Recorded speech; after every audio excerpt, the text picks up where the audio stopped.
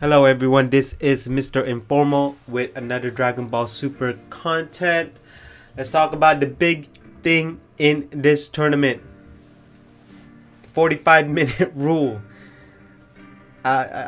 You heard me chuckle, and I think it's a joke. We're going back to the Frieza saga again with that 1 hour that turned into 100 episodes. I'm just exaggerating, but it was it was around there, let's be honest. And with this 45-minute rule, it was more like a 80 episodes. You would think that they have learned from the Frieza saga. Now, if it was a 3 hour showdown that is happening how Quentin Tarantino does his movies, multiple action that's happening at the same time, that I can understand why it's being prolonged to multiple episodes. But in this case, it was just like one action after another. It was more of a sequence, not multiple sequence happening at the same time. So this is why over the course of my review of just Dragon Ball Super episodes, you've seen me complain and not even caring about the 45-minute rule anymore. Even down to the last seconds, it didn't even reach the 45-minute rule. It was more like 44 minutes and 50 seconds. Because Frieza, Jiren, Goku was KO'd out of the arena. Or the stage, however you want to call it. And all that is left is Android 17. So why is that? Why did the directors and writers even brought out the 45-minute rule? Is it because they want to show the intensity? If that is the case, then they wouldn't need to prolong this episode. I still go back to the multiple sequence happening at the same time. So why did they even bother?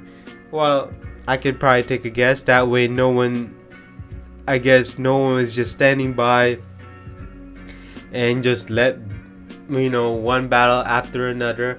I think they wanted to have the battle all going at the same time for entertainment and to see who is the strongest universe, or to show that we have multiple levels of warriors that are quite strong and physically and mentally. That's probably the case. But we didn't really get to see a lot of characters get their shine on. Probably only a select few.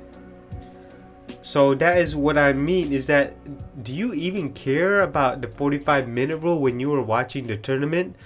I care at probably the first 10 episodes. After that, I didn't even care anymore. I didn't even talk about it.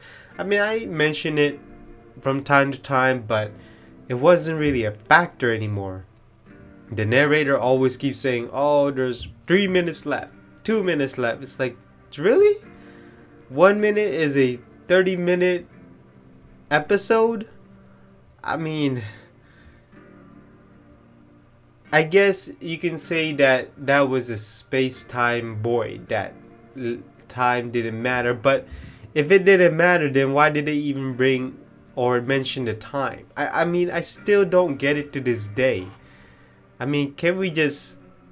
if there was ever a discussion on a round table stating that, okay, the tournament of power was only for 45-minute rule, I would say, you know what, let's not even mention limit anymore. Nobody cares anymore. Certainly you don't care.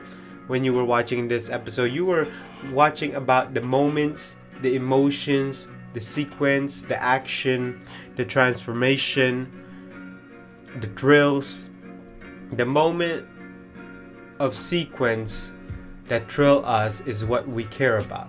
Whether it be from the Ultra Instinct, whether it be the Jiren, whether it be the Vegeta, the Namex versus Piccolo.